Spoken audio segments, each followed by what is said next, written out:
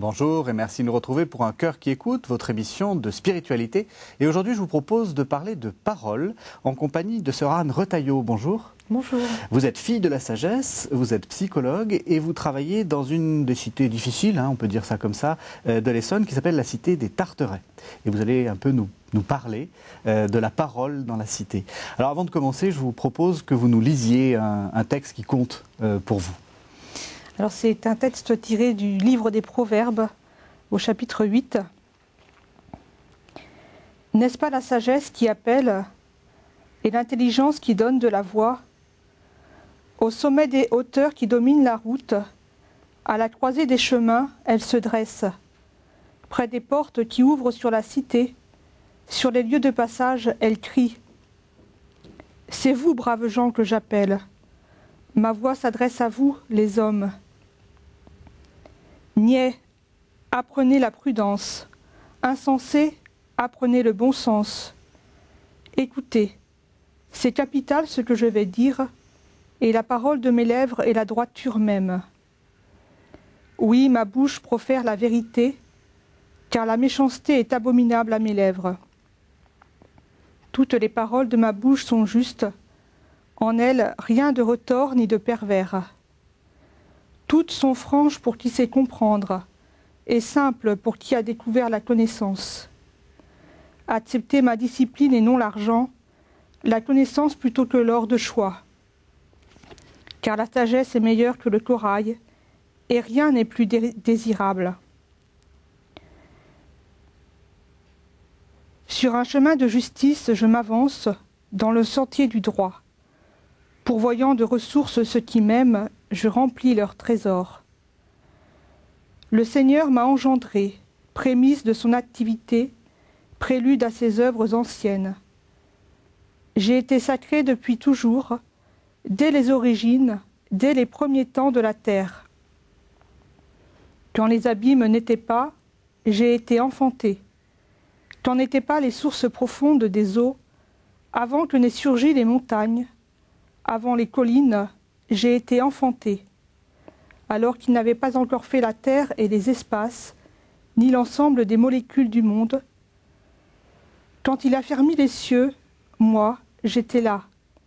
Quand il grava un cercle face à l'abîme, quand il condensa les masses nuageuses en haut, et quand les sources de l'abîme montraient leur violence, quand il assigna son décret à la mer, et les eaux n'y contreviennent pas, quand il traça les fondements de la terre, je fus maître d'œuvre à son côté, objet de ses délices chaque jour, jouant en sa présence en tout temps, jouant dans son univers terrestre, et je trouve mes délices parmi les hommes. Alors une fille de la sagesse qui lit quelque chose sur la sagesse. Pourquoi ça vous parle particulièrement, ce texte ? Il y a trois choses qui me parlent particulièrement dans ce texte. D'abord, c'est la figure de la sagesse qui se trouve au carrefour des cités, sur les places publiques. Et donc, c'est bien pour montrer que Dieu, il ne se trouve pas seulement dans les églises, dans les monastères, dans les lieux où on prie. Il se trouve particulièrement au carrefour, là où les êtres humains se rencontrent, là où il y a des personnes qui souhaitent échanger. Et donc... y compris dans les cités populaires. Y compris dans les cités populaires, c'est-à-dire que si je suis en communauté dans une cité populaire, c'est un choix qui a été fait par ma congrégation. Nous sommes 3 actuellement dans cette communauté. Et si le choix a été fait de venir dans ce quartier populaire, c'est bien pour indiquer cette présence de Dieu au cœur de la vie quotidienne. C'est une cité difficile. C'est quoi? Parce qu'on dit que c'est difficile de vivre en cité. C'est quoi cette difficulté finalement? Vous me posez la question de savoir si c'est une cité difficile. C'est effectivement un mot qu'on attribue à ces cités-là. Tout le temps. Moi, je dirais que effectivement, il peut y avoir certaines difficultés à vivre dans ces quartiers-là. Et j'entends bien des voisins ou des voisines qui disent qu'ils aimeraient pouvoir aller habiter ailleurs. Et je comprends bien, particulièrement pour les personnes qui ont des jeunes enfants, c'est très difficile. C'est la violence, non? C'est très difficile d'éduquer des enfants dans ces quartiers-là, parce qu'effectivement, il y a des problèmes de violence. Parce que quand on habite, par exemple, un exemple concret, quand on habite à un 13e étage dans une tour et qu'on a des enfants en bas âge, c'est difficile de les laisser aller jouer dehors. Parce qu'on ne peut pas surveiller de la fenêtre quand on est au 13e étage. Et donc, souvent, soit les enfants sont reclus à la maison et donc ils ont peu de possibilités de sortir dehors, soit ils sont effectivement livrés à eux-mêmes, et parce qu'on leur permet de sortir. Donc voilà, c'est une des difficultés. Et même au sein de ces cités difficiles, vous pensez que la parole peut être annoncée et la sagesse est au milieu? C'est-à-dire que moi, ce que je pense, et si on est là toutes les trois, c'est que effectivement, ce qu'on souhaite vivre, c'est de dire que toute situation de la vie quotidienne est importante aux yeux de Dieu. Il n'y a rien qui échappe. Il n'y a pas de choses qui soient hors de l'intérêt de Dieu vis-à-vis de nous. Et que donc, dans cette cité, on est situé à un carrefour de nations, d'abord parce que c'est une cité où il y a des nationalités diverses et variées, où on peut voyager à peu de frais finalement, parce qu'on a une voisine qui est marocaine, une autre qui est du Congo. Et donc, on est à un carrefour des nations. Je pense que c'est justement dans ces lieux-là où c'est important d'être présent. Notre parole, si on veut avoir une parole, c'est de signifier une présence, de signifier qu'on a beau penser peut-être que ces lieux-là sont abandonnés, on va essayer un tout petit peu de dire une présence. Justement, dire une présence dans des cités où pas grand monde est catholique. Est-ce que c'est... Comment vous la dites? Est-ce que vous pouvez dire explicitement, voilà, je suis religieuse, je suis bonne sœur, ou est-ce que vous allez taire et essayer de montrer par votre action quelque chose? Les deux attitudes. Les gens savent? Les gens savent. C'est-à-dire que dans la communauté, on a pris comme projet communautaire d'avoir notre porte ouverte. C'est-à-dire que les gens peuvent venir frapper, peut-être pas à toute heure de la nuit et du jour, mais quand même assez facilement. Ils viennent frapper pour demander à lire une lettre, pour demander à écrire une lettre, pour demander 1 kilo de farine, parce qu'ils n'ont plus leur kilo de farine pour faire la cuisine. Donc, et les gens savent, ils savent qu'on est des religieuses, effectivement. Oui. Et donc, je veux dire, ça pose aucun souci, et même parfois c'est aussi le lieu d'échange par rapport à la religion, justement. Quand on parle du dialogue interreligieux, nous on essaie de le vivre au quotidien. Oui. Et que, par exemple, il y a eu la fête de l'Aïd il n'y a pas si longtemps, on s'est intéressé à ce qui se vivait, on a eu des gâteaux, on a eu... Enfin voilà, c'est un Noël, échange. Vous leur faites des gâteaux? Et pour Noël, on leur fait des gâteaux, et pour Noël, il nous est arrivé une fois ou l'autre, parce que le jour de Noël, on invite toujours quelqu'un à venir manger chez nous. Et donc, il y a un Noël où on avait invité une famille marocaine à venir manger chez nous et fêter Noël avec nous, en fait. Est-ce que pour vous, c'est un acte spirituel d'être dans une cité? Ça fait partie de votre spiritualité? Ah oui, oui, tout à fait. Ça, c'est pour nous d'être dans une cité comme ça, dans cette cité comme dans d'autres. C'est un acte spirituel dans la mesure où c'est vraiment pour dire quelque chose de la présence de Dieu. Et on ne va pas forcément le dire explicitement, ça nous arrive de le dire explicitement, cette présence de Dieu. Mais on ne va pas forcément le dire de manière explicite. Mais je crois qu'on aimerait que les gens entendent que Dieu est présent. Donc vous avez une parole, j'allais dire, silencieuse par votre présence, on peut dire ça comme ça? Je ne sais pas si c'est une parole silencieuse, Oui. je dirais que c'est une parole plus par une attitude, Oui. et que la parole, elle se dit par des mots, mais elle se dit aussi par des attitudes, par des manières de vivre, par des choix qui sont faits. Donc, je dirais pas silencieuse, parce que silencieuse, ça voudrait dire que elle se dit pas, mais si, elle se dit, mais d'une autre manière, qui est pas seulement par des mots. On dit souvent que quand on est dans ce genre de situation, on manifeste le Christ. Est-ce que vous avez l'impression de manifester le Christ? Vous vous sentez comme le Christ? Oh là là, je trouve que dire on manifeste le Christ, je sais pas si je dirais ça comme ça. Parce que je pense que finalement, d'être dans ces lieux-là, c'est aussi un lieu où on rencontre le Christ. Enfin, c'est pas nous qui le manifestons, c'est les rencontres qui font que Dieu se manifeste, mais c'est pas de notre... ça ne nous appartient pas. Le Christ se manifeste dans la rencontre avec une personne d'une autre religion, et elle va... Enfin, pour moi, elle me le manifeste autant que peut-être je peux le manifester, mais ça, je ne sais pas si je le manifeste finalement. C'est difficile à dire, ça. Lorsque, on revient à la parole, lorsque quelqu'un vient vous voir, vous êtes aussi psychologue, et vous dit ses problèmes, etc., vous allez lui dire une parole qui est une parole qui vient de votre religion, d'une certaine façon. C'est-à-dire que vous êtes... comment dire, vous avez fait des études de psychologie, mais vous avez aussi cette religion derrière vous. Qu'est-ce qui la caractérise? C'est quoi? C'est le fait que vous puissiez, vous n'allez pas lui dire l'évangile, vous n'allez pas lui dire t'inquiète pas, tu es sauvé. Quelle est la caractéristique? C'est l'humanité, quelque chose comme ça? C'est ça qui pour vous est important?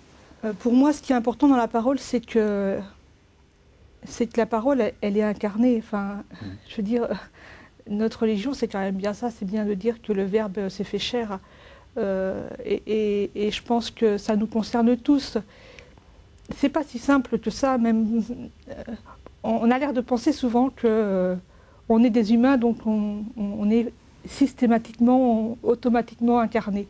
Et je pense que c'est pas si simple que ça, qu'une parole qui est vraiment incarnée, c'est une parole qui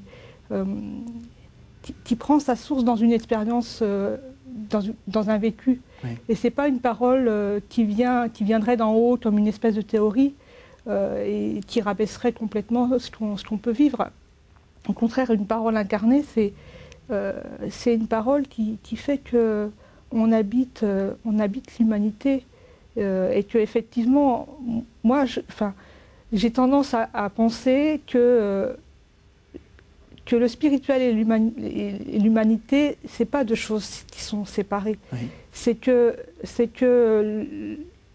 le spirituel, il naît au cœur de l'humanité.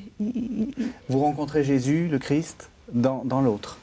Ça vous est déjà arrivé? Est-ce que ça vous est déjà arrivé de vous dire, là j'ai dit quelque chose qui me dépassait, il s'est vraiment passé quelque chose, et là c'est le Christ qui est en face de moi? Peut-être pas, vous voyez ce que je veux dire? Un peu Emmaüs, ouais. Si vous voulez. Oui, enfin, je veux dire, je ne sais pas si je le dirais de manière aussi explicite que ce que vous êtes en train de dire. On est à la télé, j'essaie de vous faire dire des choses.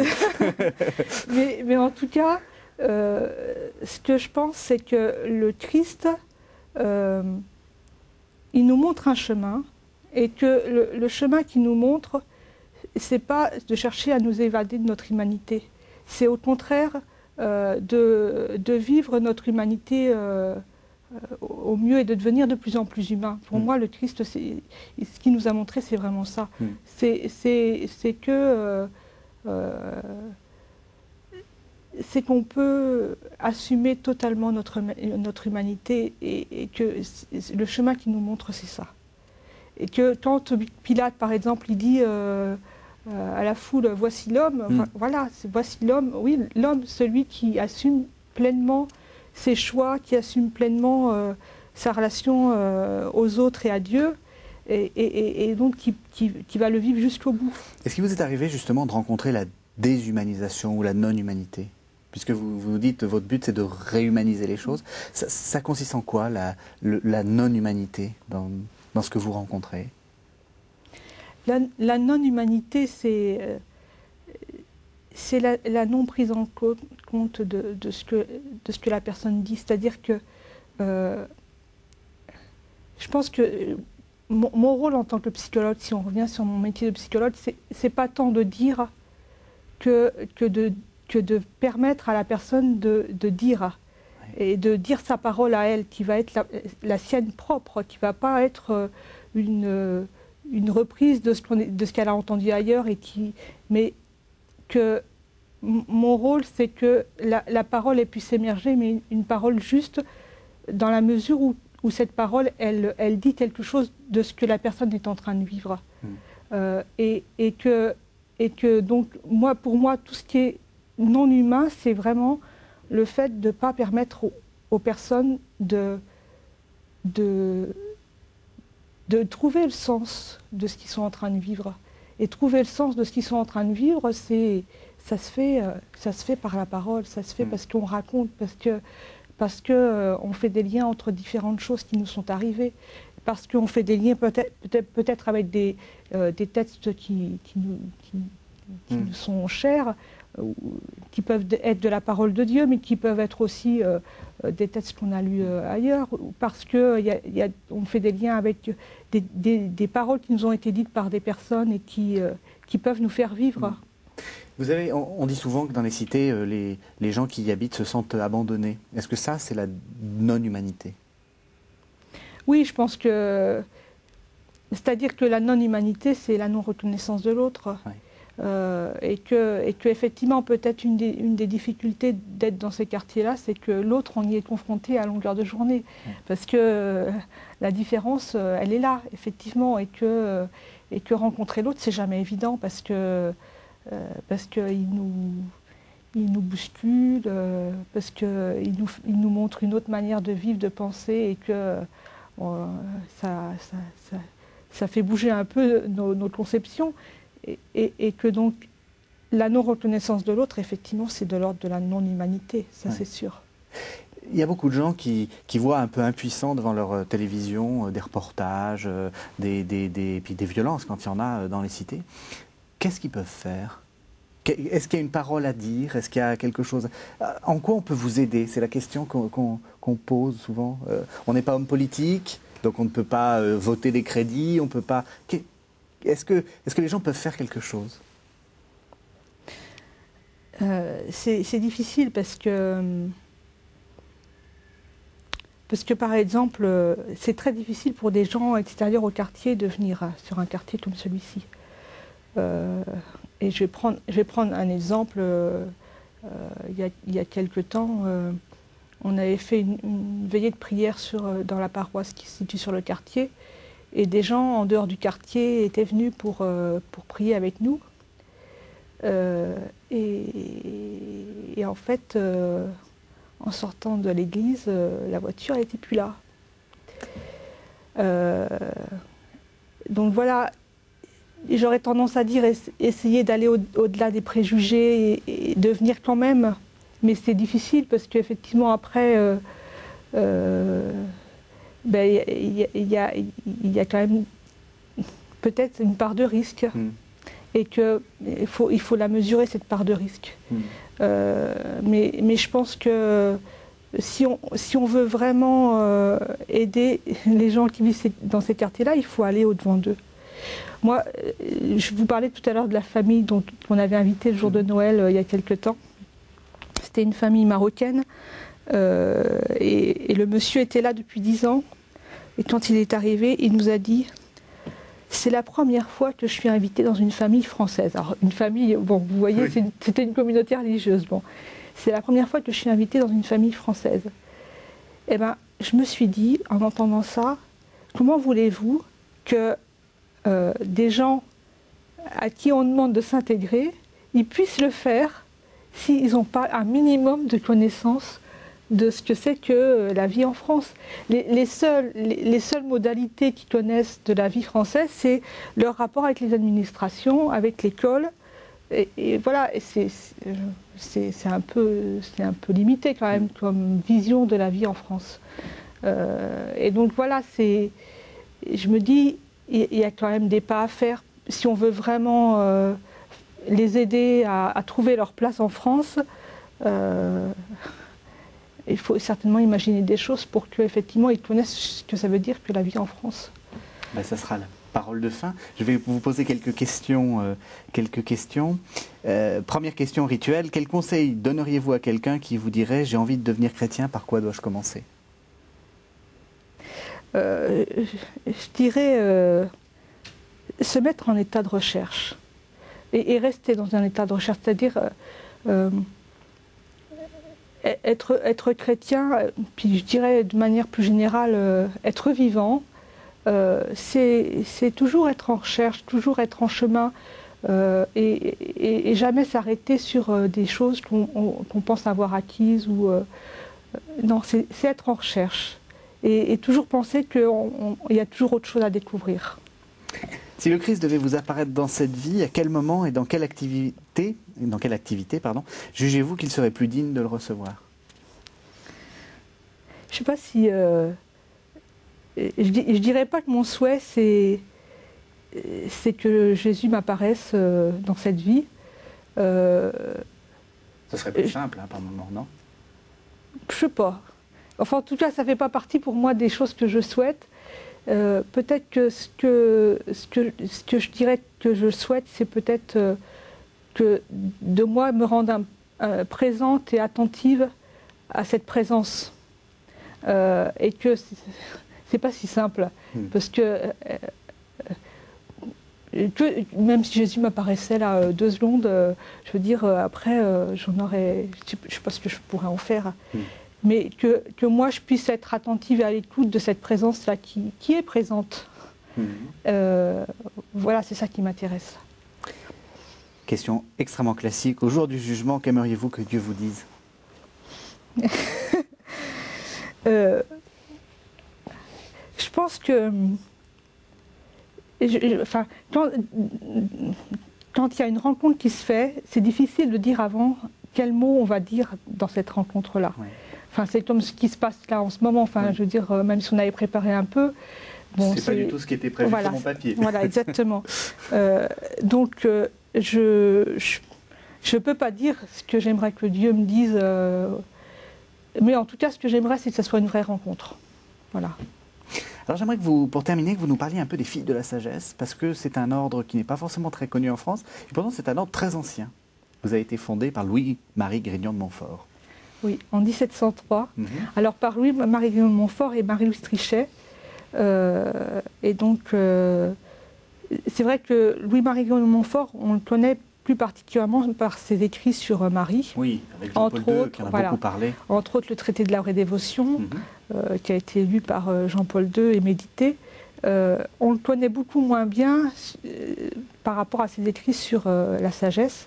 Je vous ai lu la tête de sagesse au début. Et en fait, j'aimerais conseiller à tout le monde de lire L'amour de la sagesse éternelle de Louis-Marie Grignon de Montfort, où il présente bien, pour lui, le Christ, c'est la figure de la sagesse. C'est la sagesse incarnée, le Christ. Et donc, s'il parle de Marie, c'est bien pour dire que Marie, c'est un chemin. Marie, c'est pas le but du chemin. Marie, elle nous est donnée comme chemin, et que le but du chemin, c'est la rencontre avec la sagesse, c'est la rencontre avec le Christ. Et donc, c'est vrai qu'il a beaucoup médité des livres de sagesse, surtout dans ses plus jeunes années.